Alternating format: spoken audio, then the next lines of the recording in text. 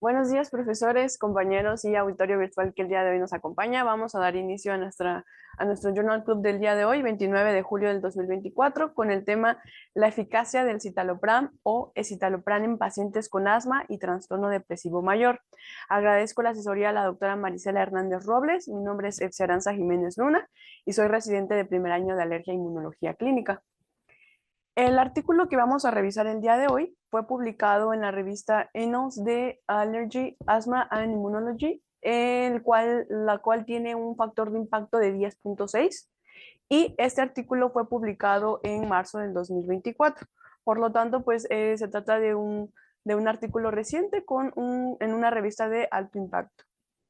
El autor principal de este artículo es la doctora Catherine D. Agarwal, quien actualmente trabaja en el Departamento de Psiquiatría del Centro Médico de la Universidad de Texas, Southwestern, en Dallas, Texas. Y bueno, como introducción a este artículo, cabe mencionar que sabemos que el asma afecta aproximadamente un 8% de la población, mientras que la depresión afecta al 7% de la población. Por lo tanto, se trata de dos enfermedades crónicas pues, de relevancia en la población mundial. Ambas condiciones son de salud crónica y tienen una repercusión en la carga económica y médica. Y es importante recalcar que un factor de riesgo para la morbilidad con el asma, pues es esta misma enfermedad. Por lo tanto, la relación que tienen entre estas dos, la relación que existe entre estas debe ser de relevancia para nosotros como médicos de primer contacto de atención a esta patología. Y bueno, casi la mitad de las personas con asma tienen un trastorno depresivo mayor a lo largo de su vida, por lo tanto es un porcentaje muy importante. Este es un factor de riesgo para la morbilidad relacionada con el asma y se estima que aproximadamente entre un 10 y 25% de las personas con asma al día de hoy experimentan síntomas de depresión. Esto también es relevante porque se ha asociado que los pacientes que tienen depresión, hablando de los pacientes asmáticos, se asocia con una menor calidad de vida, tienen un peor control del asma, tienen una mala adherencia al tratamiento, también causan mayores costos de atención médica y mayor mortalidad.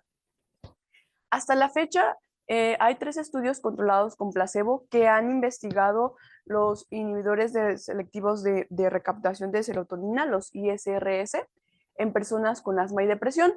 Uno de estos evaluó el citalopram, escitalopram y placebo en 90 pacientes con TDM y asma. Y ellos ellos no encontraron que hubiera una mejoría significativa en comparación con el placebo. Sin embargo, ellos encontraron que el citalopram se asocia con un número menor de exacerbaciones del asma que requirieron corticosteroides orales de rescate. Asimismo, hay un estudio que evaluaron el escitalopram con el placebo en 26 pacientes con asma y TDM. Y en este realmente los hallazgos no fueron significativos de manera estadística. Un tercer estudio actual es un estudio que valoró escitalopram con placebo en 139 pacientes con TDM y asma, y en estos ellos encontraron que los pacientes con depresión y asma grave sí mostraron un mejor control del asma durante el tratamiento.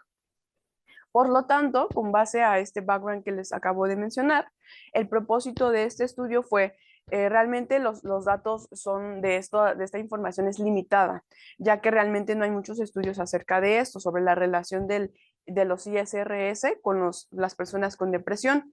Y cuando tenemos estos disponibles, pues realmente la muestra del paciente es muy pequeña. Por lo tanto, este estudio tuvo como propósito abordar esta escasez en la literatura actual, agrupando los datos de estos 3 estudios anteriormente mencionados con el fin de evaluar la eficacia de los ISRS para el tratamiento con diagnóstico de asma y TDM. Ellos plantearon una hipótesis en las cuales ellos sugerían que los participantes con asma grave experimentarían un mejor control del asma, tendrían puntuaciones más bajas de gravedad de los síntomas depresivos y también tendrían una menor probabilidad del uso de corticosteroides orales con un ISRS a comparación con los pacientes que no estarían en este grupo de tratamiento. Con esta hipótesis, lo que ellos analizaron fue, con estos siguientes métodos que vamos a ver, fue lo siguiente.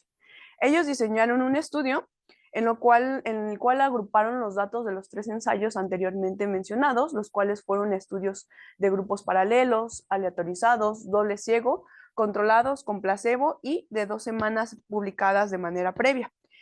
Al momento de agruparlos, como les había mencionado, el primer estudio que evaluó 90 pacientes con citalopram, ellos utilizaron una escala de valoración de síntomas depresivos, la cual se llama HAM-D17, que es la escala de calificación de Hamilton, en la cual evalúa síntomas y signos de depresión. Ellos tomaron un corte basal de esta escala de una escala de 17 puntos, una buena puntuación inicial y un diagnóstico de asma.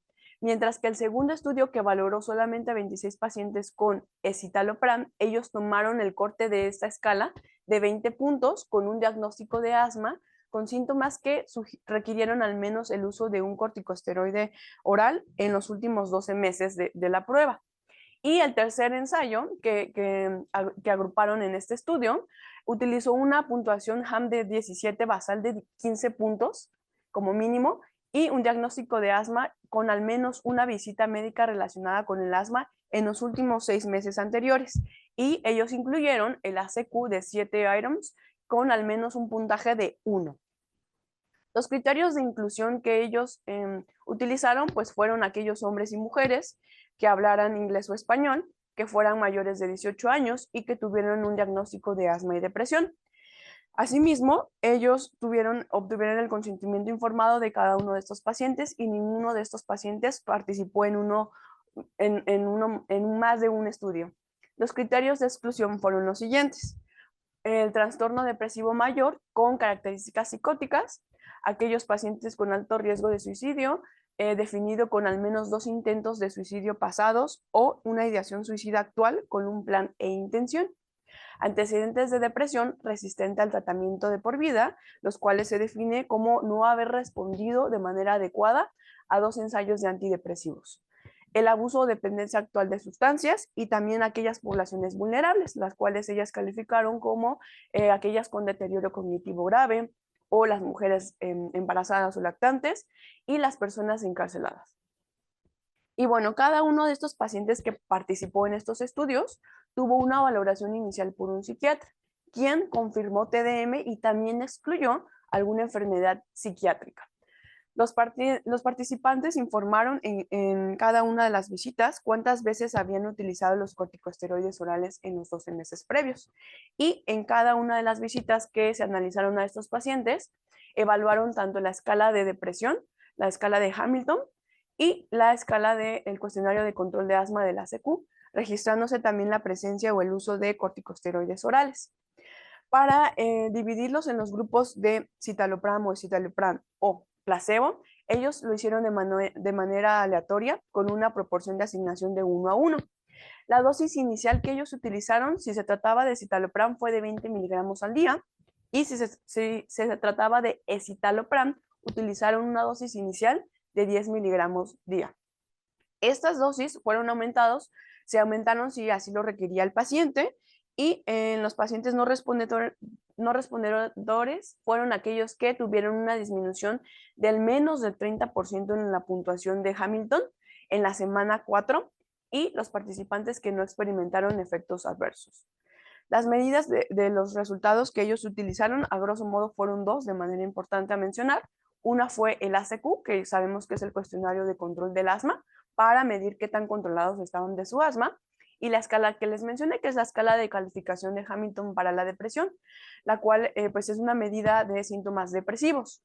A grosso modo, sabemos que la ACQ, ellos utilizaron el instrumento de 7 items, en cual, como podemos ver en esta imagen, ejemplifica 6 preguntas que contesta el paciente con una puntuación de cada pregunta de 0 y una puntuación máxima por cada pregunta de 6 puntos.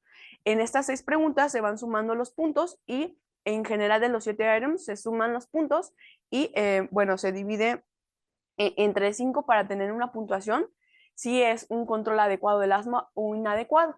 Sabemos que el séptimo rubro hace referencia a la evaluación de un médico, un personal de la salud, ya que es la valoración del volumen expiratorio forzado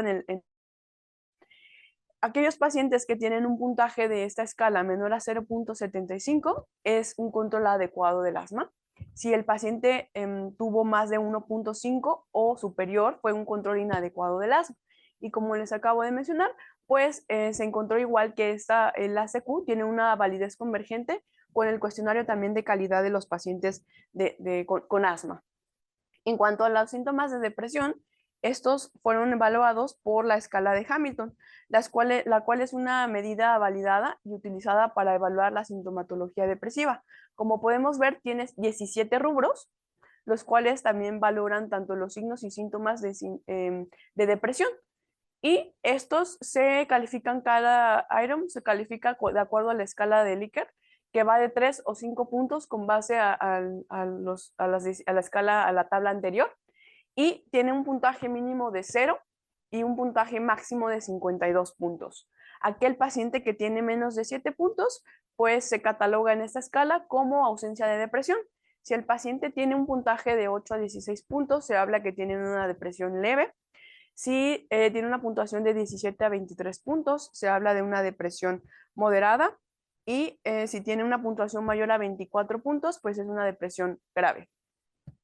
Estas dos escalas, ya teniendo esto también como background, podemos entender un poquito mejor de lo que ellos analizaron en este estudio.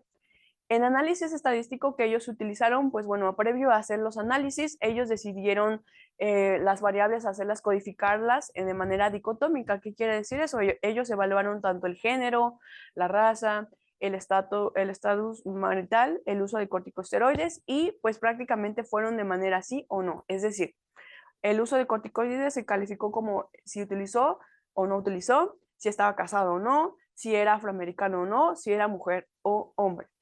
Y en esta tabla podemos ver las características demográficas y clínicas de los pacientes que fueron tratados en el grupo de tratamiento. Y a grosso modo podemos ver cómo los dividen en dos grandes rubros. En un grupo muestra, un grupo de agrupación que utilizaron, que constituyó a 255 pacientes, y un subgrupo de exacerbación alta, que veremos a continuación. Y bueno, ellos analizaron los efectos fijos lineales generalizados y los modelos de regresión logística binaria, que si nos regresamos a nuestras clases de epidemiología y estadística, sabemos que la relación logística binaria se hace cuando deseamos conocer la relación que existe con una variable dependiente cualitativa dicotómica, es decir, en este caso el uso o no de corticosteroides, con las diferentes variables, por ejemplo, la raza, el número de visita, que son independientes y por lo tanto hacer referencia al análisis de la dependencia de estas. Y a grosso modo lo que ellos evaluaron fueron tres resultados: una puntuación total de ACQ y una puntuación total de Hamilton, así como el uso o no de corticosteroides. Todos los análisis que se realizaron, tanto el grupo de muestra, también se repitieron para un subgrupo de alta exacerbación que veremos a continuación. Este grupo de alta exacerbación fue compuesta por aquellos participantes que reportaron que habían utilizado 3 o más episodios de corticosteroides. Esto es importante porque este sirve como un marcador de exacerbaciones significativa para el asma. Nos habla de un paciente en un mal control. Asimismo, pues para determinar si los efectos principales y de interacción podrían explicar una proporción significativa de varianza, ellos se interpretaron los valores de P asociados con los estadísticos F resultantes, y también ellos utilizaron las estimaciones de los parámetros y se presentaron como coeficientes de regresión no estandarizados. Utilizaron los estadísticos de chi cuadrada para interpretar y determinar la significación estadística de los efectos principales para el uso o no de corticosteroides, y también presentaron los resultados de pruebas generales de coeficientes de modelos para análisis de regresión logística binaria, lo que anteriormente les había comentado. Y bueno, por medio de esta metodología, ¿cuáles fueron los resultados de este estudio? Los participantes de la muestra agrupada fueron un total de 255 participantes, en el cual se dividieron en un grupo de tratamiento. Como vemos, fue una proporción de 1 a 1. El grupo de tratamiento estuvo constituido por 128 participantes y el grupo placebo de 127. La edad media de este grupo fue de 43.24 años, más o menos 11.3, y se distribuyeron casi por igual por género, es decir, el 51% eran hombres y 49% fueron mujeres. La mitad de estos participantes se identificaron como afroamericanos y una tercera parte de estos participantes informaron estar casados o vivir con su pareja. Al inicio de este estudio, en este grupo, la puntuación media del ACQ fue de 2.41, más o menos 1.11. Por lo tanto, nos hace referencia a un mal control del asma. Y en cuanto a la puntuación media de Hamilton, fue de 25.16, más o menos 4.97. Y si recordamos la escala que les mencioné anteriormente, nos hace referencia a una depresión grave. En cuanto al subgrupo de exacerbaciones que mencionamos, esta estuvo constituida por 96 participantes que en los cuestionarios o en la valoración inicial informaron de haber utilizado al menos 3 o más aplicaciones de prednisona en los últimos 12 meses. El subgrupo de exacerbaciones estuvo compuesto específicamente, se dividieron en igual una relación 1 a 1, con 50 participantes en el grupo de tratamiento y 46 participantes en el grupo de placebo. Realmente la edad también es muy similar al grupo anterior, ya que la edad promedio era de 43.32 años, más o menos 10.20. Y también se distribuyeron de manera casi uniforme, como en la anterior, 51% eran mujeres. Los participantes no afroamericanos, en este caso fue de 51%, y en este grupo, 2/3 partes de los participantes informaron que no estaban casados. Al inicio del estudio en este grupo, el ACQ fue de 2.61 puntos, más o menos 1.05. Igual, estaban en el grupo de un mal control del asma, y en la puntuación media de Hamilton fue de 26.01, más o menos 4.98. Muy similar al grupo anterior, también estamos hablando de un puntaje de acuerdo a la escala de Hamilton, con una depresión grave. Y bueno, para el análisis en la muestra agrupada, se me hace más fácil representarlos por lo que ellos valoraron. En general, a grosso modo, ellos valoraron 3 cosas y están ejemplificados con un número. Analizaron 3. El primer análisis utilizó el ACQ, la escala del cuestionario de control del asma, como un resultado principal. El segundo análisis especificó a Hamilton como resultado principal, y el tercer análisis evaluó el uso o no de corticosteroides, utilizando una regresión logística binaria, que venimos igual con un ejemplo para entender un poquito más de qué se trata esto. Y bueno, hablando del primer análisis, hablando de los efectos del grupo de tratamiento en el ACQ, en general, el grupo de tratamiento que tuvo el citalopram o escitalopram no encontraron un efecto significativo a comparación con el grupo placebo. Como podemos ver en esta imagen, hablando igual del número de visitas que tuvieron, ellos en cada visita que se registró, sí podemos ver que la puntuación del ACQ baja, pero realmente a comparación del grupo placebo no es significativo, ya que en ambos grupos pues las puntuaciones disminuyeron. Igualmente, hablando de la puntuación inicial del ACQ, pues en esta el estudio encontró que aquel paciente que tenía un ACQ inicialmente alta fueron los que conservaron una puntuación a lo largo del estudio también alto. En cuanto al estudio, las únicas diferencias que se encontraron fue que en el estudio de Brown et al. Del 2005 y 2018 fueron los estudios que tuvieron unas puntuaciones de la ACQ más bajas a comparación del estudio del 2012. En cuanto a las visitas, como les mencioné en la anterior gráfica, tendieron a disminuir el puntaje de ACQ de hasta 0.3 puntos en cada visita. Sin embargo, realmente a comparación con el placebo, pues no fue significativo, ya que en ambos grupos hubo esta disminución. En cuanto al género, los hombres tuvieron una puntuación de ACQ de 0.13 puntos más altas que las mujeres. Y en cuanto a la raza, los participantes no afroamericanos tuvieron puntuaciones de 0.15 puntos más del ACQ, más bajas que los afroamericanos. ¿Qué quiere decir esto? ¿Qué nos ejemplifica? ¿Cuál sería el resumen? Realmente, en resumen, no encontraron un efecto significativo del tratamiento específico, es decir, del uso de escitalopram o citalopram. Hablando del ACQ. En cuanto al segundo análisis que utilizó la escala de Hamilton como un resultado principal, Bueno, esto pues sí es relevante ya que encontraron que el grupo de tratamiento, es decir, los participantes con uso de escitalopram o citalopram, fueron un predictor significativo. ¿Qué quiere decir esto? Que prácticamente el grupo de tratamiento iba a tener puntuaciones de Hamilton de 1.4 puntos más bajas que las del grupo placebo. Esto era esperado porque pues estamos hablando del tratamiento también para la depresión, por lo tanto pues se confirmó. También una puntuación basal de Hamilton era un predictor significativo. ¿Qué quiere decir esto? Los pacientes que tenían puntuaciones más altas pues era una predicción para que a lo largo del estudio y al final de este también fueran los pacientes que tuvieran puntuaciones más altas. La visita al estudio también tuvo un efecto significativo. ¿Qué quiere decir esto? Que las puntuaciones de la escala de Hamilton sí disminuyeron en cada visita de hasta 7.5 puntos. En cuanto a los efectos de la raza, pues los participantes no afroamericanos fueron los que tuvieron puntuaciones de Hamilton más altos en promedio a los afroamericanos. Y el estudio, pues los estudios de Brown et al. Del 2005 y 2018 fueron aquellos que tuvieron puntuaciones bajas de Hamilton en comparación con el 2012. Y bueno, para evaluar el resultado del uso de corticosteroides, utilizaron una regresión logística binaria, lo que les había mencionado.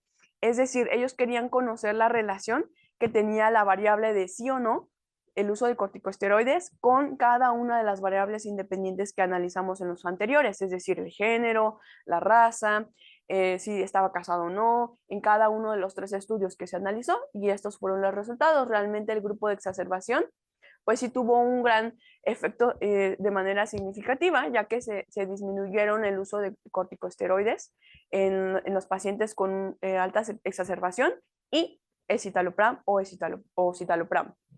En esta imagen podemos ver la relación, las líneas de tendencia que representan la relación entre cada una de las visitas de los pacientes con la puntuación de Hamilton por grupo de tratamiento en la muestra agrupada. Y como podemos ver, a lo largo de cada una de las visitas, de la primera a la 10ª visita, el puntaje de Hamilton sí disminuyó de hasta 7.5 puntos en cada una de las visitas. Por lo tanto, pues fue algo significativo. Y bueno, ¿de qué estuvimos hablando en estas últimas diapositivas? Pues en resumen, el análisis mostró que aquellos pacientes que utilizaron citalopram o escitalopram tuvo un efecto significativo para reducir las puntuaciones de depresión. Además, lo que ellos evaluaron, las puntuaciones iniciales, las visitas del estudio, la raza y el estudio de Hamilton del 2005 y 2018, influyeron de manera significativa en las puntuaciones de esta escala de depresión, la escala de Hamilton. Y bueno, hablando del tercer rubro que ellos evaluaron, es decir, el uso o no de corticosteroides, ellos encontraron que el efecto del grupo de tratamiento pues tuvo un efecto significativo. ¿Qué quiere decir esto? Aquellos participantes que utilizaron citalopram o escitalopram tuvieron una probabilidad de 41% menor de usar corticosteroides en comparación con aquellos que estuvieron en el grupo placebo. Por lo tanto, pues es un dato importante. También en cuanto al efecto del estudio, en este caso fue el estudio de Brown et al. Del 2018, quienes tuvieron la probabilidad del uso de corticosteroides de un 73% menor en comparación con los estudios del 2012. Otros efectos significativos que ellos encontraron fue la edad. Por ejemplo, por cada año que ellos aumentaban, cada año adicional a la edad, aumentaba cerca de 1% del uso de corticosteroides en estos pacientes. Por lo tanto, pues es un dato significativo. También en cuanto al género, los hombres tenían una probabilidad de utilizar hasta 40% mayor que las mujeres de utilizar corticosteroides orales. Y en cuanto a la raza, pues los pacientes afroamericanos fueron los que tuvieron una mayor probabilidad de utilizar corticosteroides, con un 46% mayor que los no afroamericanos. Y en resumen, esto quiere decir que el tratamiento con los ISRS reducen de manera significativa el uso de corticosteroides orales en comparación con el grupo placebo. Y también ellos identificaron en este rubro que la edad, el sexo, es decir, entre mayor edad, ser hombre, tener la raza no afroamericana, y el estudio del 2012 de Brown et al., 2018, perdón, influían en mayor probabilidad de utilizar corticosteroides. Y bueno, en su grupo de alta exacerbación, como les había mencionado anteriormente, los estudios que analizaron también los repitieron en un grupo en específico, que se llama el subgrupo de alta exacerbación. Esta estuvo constituida por 96 participantes. En estos participantes, ellos se definieron o fueron candidatos a aquellos participantes que utilizaron 3 o más episodios de prednisona en los últimos 12 meses anteriores al inicio de este estudio. Y lo que encontraron ellos en estos participantes fue, número 1, utilizando el ACQ como un resultado principal, fue aquellos participantes que tomaron citalopram o escitalopram tuvo una mejora significativa en las puntuaciones de ACQ, por lo tanto tuvieron un mejor control del asma. En cuanto a la puntuación inicial de la ACQ, pues realmente no cambió mucho con respecto a los otros grupos. Los pacientes que tenían un puntaje inicial de ACQ fueron los que mantuvieron un puntaje alto en esta escala. Las visitas del estudio, pues sí fue importante porque en cada visita tuvieron una disminución paulatina del puntaje de ACQ. En cuanto a la edad y la raza, los participantes más jóvenes y no afroamericanos fueron quienes mostraron mejores resultados. También coincide con lo que hablábamos anteriormente. Las tendencias observadas en este grupo de alta exacerbación, hablando del ACQ como un resultado principal, bueno, en general, el tratamiento redujo las puntuaciones del ACQ, por lo tanto, pues nos indica que tuvieron un mejor control del asma. Y los participantes no afroamericanos y de mayor edad fueron los que mostraron mejores resultados del ACQ. ¿De qué nos serviría saber esto? Pues realmente esta información es crucial para poder identificar o entender cómo las diferentes variables que ellos analizaron, desde el tratamiento, desde la puntuación inicial, desde cada una de las visitas que ellos tuvieron, desde la edad y la raza, cómo influyen en el control del asma en pacientes con alta exacerbación. De esto nos sirve entender estos datos. Y bueno, en esta imagen igual nos muestra un diagrama de dispersión de la relación entre cada una de las visitas y la puntuación del ACQ, específicamente hablando de los pacientes en el grupo de alta exacerbación. Al igual como en los anteriores, podemos ver cómo en cada visita va disminuyendo de manera gradual la puntuación del ACQ, pero realmente igual pues no cambia mucho con respecto al placebo. Y bueno, hablando de la escala de Hamilton como resultado principal en el grupo de alta exacerbación, ellos encontraron que los pacientes en tratamiento con inhibidores de la recaptación de serotonina tuvo una reducción significativa en las puntuaciones de los síntomas depresivos. También tuvieron aquellos con una puntuación inicial de Hamilton más altas fueron los que tuvieron una puntuación a lo largo del estudio y al final de una puntuación alta de Hamilton. En cada una de las visitas, la puntuación de Hamilton fue disminuyendo de manera significativa y en cuanto al estudio y la raza, los participantes no afroamericanos y fueron los que mostraron la mayor gravedad de los síntomas depresivos. En cuanto al uso de corticosteroides en este subgrupo de alta exacerbación, encontramos que los pacientes que tuvieron ingesta de inhibidores de recaptación de serotonina tenían una probabilidad menor de utilizar corticosteroides. Por lo tanto, igual esto es relevante, ya que este grupo de tratamiento tuvo un 41% menos de probabilidad de usar estos corticosteroides a comparación de aquellos que no los utilizaron, es decir, el grupo placebo. En cuanto a la edad, igual ellos encontraron una relación en cuanto a mayor aumento en la edad, tenían una mayor probabilidad de utilizar corticosteroides. Por cada año de aumento en la edad, la probabilidad era de hasta 4%, es decir, pues es más significativo al grupo de no alta exacerbación, es decir, ellos tenían un 1%, en este subgrupo fue mayor. En cuanto al estudio, los participantes que estuvieron incluidos en el estudio de Brown et al. Del 2005, el cual evaluó el uso de citalopram, fueron los que tuvieron mayor probabilidad de usar corticosteroides. Y bueno, a grosso modo, ¿qué podemos rescatar igual de este tema tan importante? ¿O cuál sería nuestra discusión o perspectivas en un futuro a tratar? Pues bueno, realmente en general, los participantes tratados con inhibidores de recaptación de serotonina tuvieron mejores puntuaciones de los síntomas depresivos en la escala de Hamilton, como podemos ver en el estudio, pues era un efecto predictor, es decir, pues era esperado que si yo le doy un antidepresivo a un paciente con depresión, efectivamente pues tendría que mejorar. Se confirmó con este estudio, por lo tanto confirmaron una mejoría de los síntomas depresivos.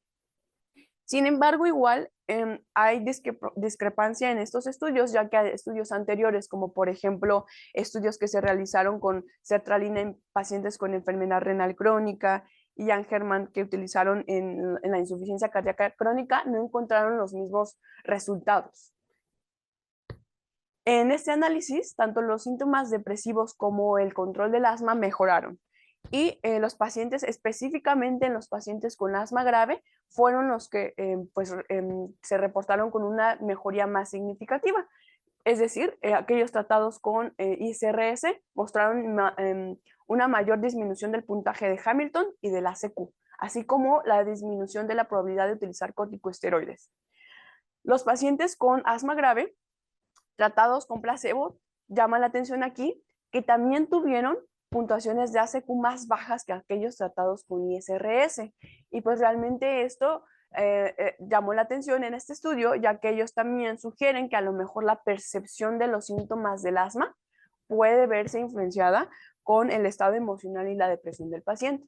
Por lo tanto, igual este estudio sugiere que habrá que hacer más estudios específicamente igual hablando de esto, ya que estos síntomas del asma también pueden llegar a ser en un tanto pues subjetivos, ¿no? La presión, qué tanto molestia tiene, la disnea, realmente muchos de estos pueden llegar a ser subjetivos, por lo tanto también hay un sesgo en este aspecto. Y bueno, los participantes tratados con citalopram o escitalopram tuvieron un 41% menos de probabilidades de utilizar corticosteroides, como los mencionamos en los estudios, en las diapositivas anteriores. Esto, ellos también sugieren, este estudio sugiere que puede deberse a los ISRS, a la resistencia que tiene a los glucocorticoides. ¿Qué quiere decir esto? Los ISRS pueden mejorar la respuesta a los glucocorticoides, y sugiere que pues esto puede ser de beneficio para aquellos pacientes que son resistentes a estos. Sin embargo, realmente no se encuentra como tal, no está detallado o especificado cómo es que funciona esta relación de ISRS con glucocorticoides. Se sabe que la inflamación crónica del asma sí puede influir con la regulación emocional del cerebro. Y también se ha demostrado que los ISRS son efectivos en el tratamiento de otras enfermedades inflamatorias. Realmente, como les menciono, los mecanismos todavía son desconocidos. Tendríamos que hacer más estudios con respecto a esto. Y con esto, ellos sugieren una hipótesis que los ISRC con propiedades antiinflamatorias pudieran reducir los niveles de mediadores inflamatorios relacionados con el asma. Y bueno, este análisis tiene fortalezas, ya que el diseño que ellos utilizaron fue un diseño aleatorizado, controlado con placebo, y pues realmente pues sí fue una muestra grande en comparación a la literatura actual que tenemos. Sin embargo, igual también tiene limitaciones, ya que el posible sesgo sistemático que encontramos en este estudio se debe a que realmente los estudios fueron realizados por el mismo grupo de investigación. También hablamos de participantes de una misma región geográfica. También podemos agregar a estas limitaciones las diferencias entre los métodos que utilizaron como criterios de inclusión y exclusión en cada uno de los tres estudios que ellos agruparon. Como conclusiones personales, podemos concluir que los ISRS, tanto el citalopram como el citalopram, demostraron ser efectivos en la reducción de los síntomas de depresión en pacientes con asma y trastorno depresivo mayor. Asimismo, observamos en este estudio una mejoría del control del asma, con una reducción significativa del uso de corticosteroides orales, también en los puntajes del cuestionario del ACQ y en pacientes con depresión severa y asma, quienes fueron los que mayormente tuvieron una mejoría significativa. Sin embargo, pues queda mucho por hacer. Los estudios en un futuro deben incluir un ensayo aleatorizado, doble ciego inclusive, controlado con placebo, y grupos paralelos, como este ocupó, con participantes tanto diagnosticados con asma, pero también que no tengan un trastorno comórbido en el estado del ánimo. Ya vimos por qué. Síntomas de subjetivos pueden alterar la percepción de los síntomas del asma. Y esto nos ayudaría para determinar si la eficacia de los ISRS pueden aumentar el control del asma. En cuanto a nuestra lista de verificación de nuestro checklist de nuestro artículo, bueno, ¿por qué realizaron este estudio? Este estudio realmente agrupa o debido a la limitada disponibilidad de estudios evaluando la relación de ISRS con asma o el control de esta, pues este estudio unificó o agrupó estos 3 estudios para tener una mayor muestra, una muestra más grande y tener, pues, tener resultados más significativos. ¿Qué tipo de estudio se realizó? Como mencionamos, ellos agruparon 3 análisis, por lo tanto, 3 estudios, por lo tanto, fue un análisis combinado de estos 3 ensayos clínicos. Y bueno, fue apropiado el diseño del estudio para el amplio campo de investigación examinado. Sí, realmente los estudios que al combinar estos 3 grupos, estos 3 estudios, pues tenemos un mayor grupo de muestra, una muestra más grande. Y pues al momento de explorar cada una de las variables y mejorar la potencia estadística, tenemos una mejor muestra y una mejor relación, es decir, exploraron de manera exhaustiva la relación entre el uso de ISRS con cada una de las variables anteriormente mencionadas. ¿Fue ético este estudio? Sí, pues utilizaron cada uno de los participantes de este estudio, tuvo un consentimiento informado y ni uno de estos participantes participó en más de un estudio. Y bueno, el estudio fue original, sí, según la información disponible hasta la fecha, realmente solo hay 3 estudios controlados con placebo que han investigado esta relación de ISRS en pacientes con asma y depresión. Por lo tanto, sí fue original. ¿Sobre quién trató este estudio? Trató sobre pacientes con asma y trastorno depresivo mayor. ¿Cómo reclutaron a los sujetos? Realmente, pues ya estaban, lo que ellos hicieron fue agrupar las muestras. Los datos de los 3 ensayos de grupos paralelos, aleatorizados y doble ciego, los agruparon en este estudio para hacer más grande la muestra de participantes. ¿Fue razonable el diseño del estudio? Sí, el diseño del estudio fue razonable con base a la pregunta que ellos tuvieron y a su hipótesis que ellos realizaron. ¿Se controló de forma adecuada el estudio? Sí, el estudio implementó un diseño aleatorizado, doble ciego y controlado con placebo. ¿El estudio fue lo suficientemente grande como para que los resultados fueran creíbles? Pues realmente solo ocuparon 255 participantes, sin embargo, teniendo en cuenta que los estudios son limitados, realmente sí fue una buena muestra. La muestra combinada realmente no fue grande, como lo acabamos de mencionar, pero a comparación de lo que tenemos actualmente en la literatura, pues sí es relevante. Por lo tanto, podemos decir que sí. Y bueno, agradezco su atención. Esto fue todo en cuanto al journal, la sesión del journal del día de hoy.